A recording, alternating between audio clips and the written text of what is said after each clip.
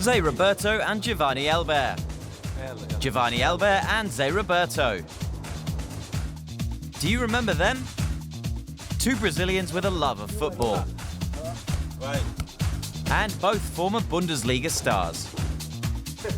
They laugh. They dance. And they speak about the World Cup. Elber is now 45.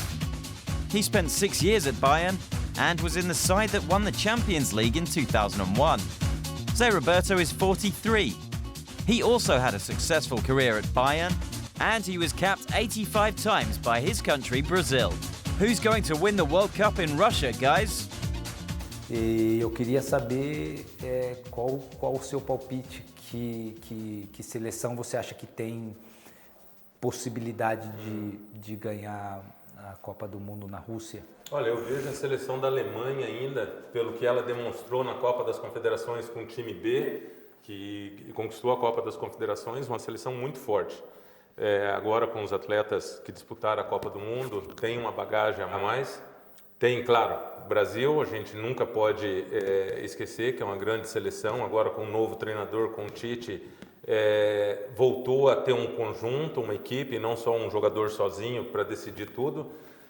Não esquecemos da Argentina, que é uma seleção que na última Copa chegou na final, acabando para a gente brasileiro, graças a Deus, contra a Alemanha, senão ia ser uma vergonha para nós, a Argentina ser campeã no Brasil.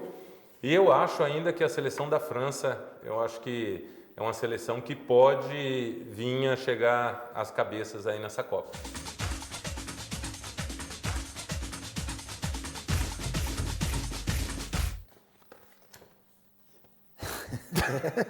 Nessa foto aqui eu vejo muita magia. Aqui eu vejo muita magia, né? Nessa foto. Eu vejo um mágico tirando um coelho da cartola e eu vejo um mágico aqui. Eu sou mais pela estratégia. O jogo bonito é interessante, é bacana, mas eu acho que eu pouco vi uma seleção conquistar uma Copa do Mundo só com um jogo bonito.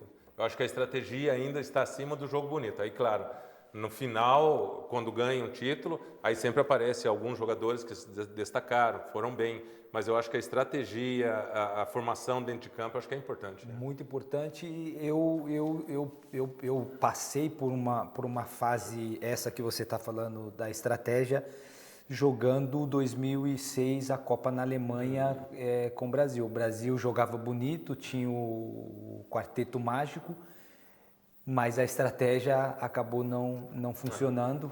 O Brasil, quando entrou para disputar aquela Copa, pelos nomes que tinha, forte candidato para a conquista, mas aí o jogar bonito não funcionou, ainda mais se tratando do futebol atual. Se você não tiver estratégia, se você não tiver padrão de jogo, você acaba correndo só atrás.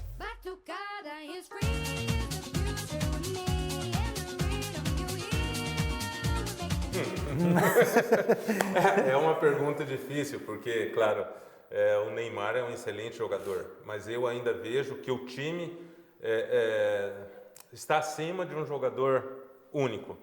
É claro que quando você está no jogo, esse jogador pode fazer a diferença, mas ganhar um campeonato sozinho, igual ganhou Maradona na Copa do México, lá com a Argentina, eu acho meio difícil acontecer isso.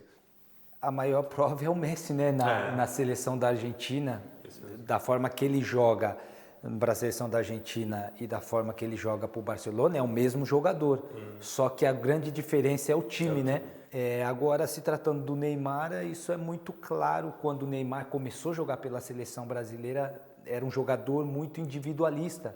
No início, ainda jovem, e depois de alguns anos, a seleção, ele jogando com o Dunga e agora com o Tite, você vê ele um jogador totalmente diferente, vai amadurecendo. Hoje pensa mais no time e o crescimento da seleção brasileira veio em função disso. Ele entendeu que não é individualismo, mas o coletivo, e ele colocou a sua qualidade em prol do coletivo e o time está voando. Isso mesmo.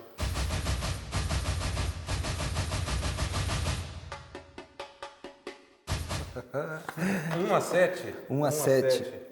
O que você pensa no 1-7? Eu acho que é um...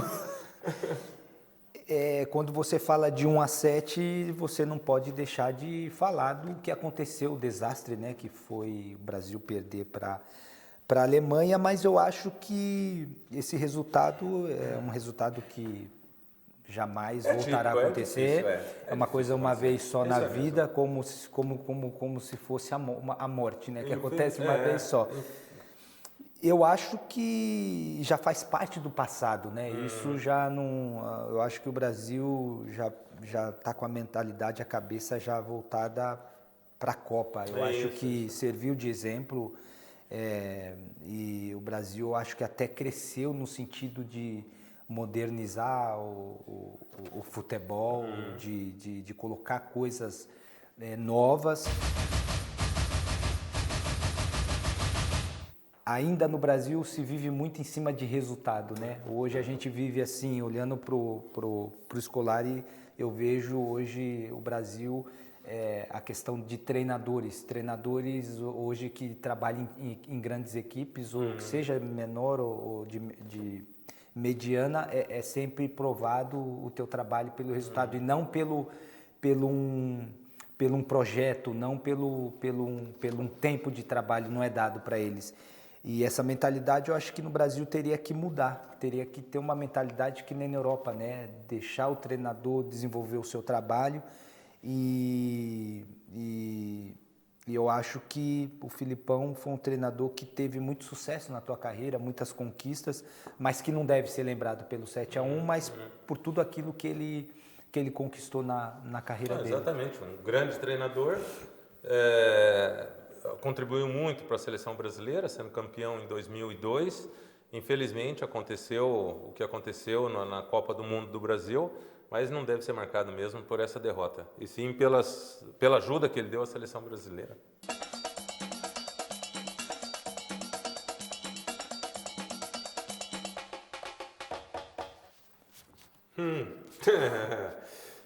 Eu ainda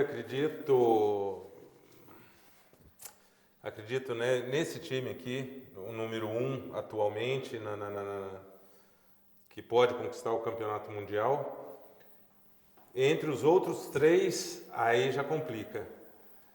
Eu ainda acredito que a Argentina está à frente do Brasil. Então seria Alemanha, Argentina, Brasil e Espanha por final, para mim. Sim. Para você? Eu acho que a Alemanha está na frente dessas 3 seleções, das outras 3. A Alemanha, eu acho que na última convocação do treinador, do Joachim Löw, ele convocou 26 jogadores, se eu não me engano, e entre os 26, no plantel dele, ele está com 8 jogadores campeões mundial que fizeram parte, né? Os outros são jogadores novos, mas que estão despontando seus clubes. Então a seleção alemã vem com muitos jogadores já com uma experiência em Copa do Mundo, então a camisa pesa muito também, a história. Vem como o primeiro no meu ponto de vista. Eu acho que a seleção brasileira ela está com um padrão de jogo muito interessante, a forma que o Tite colocou o time para jogar. Hoje a seleção está jogando no mesmo nível que as demais. Então apontaria a seleção brasileira segundo como candidata à conquista aí do Mundial. A Argentina e depois a Espanha. There you go, Giovanni and Zay. Fascinating insights from the former stars there. We hope you learned as much about the World Cup as we did. Legal. Que frio.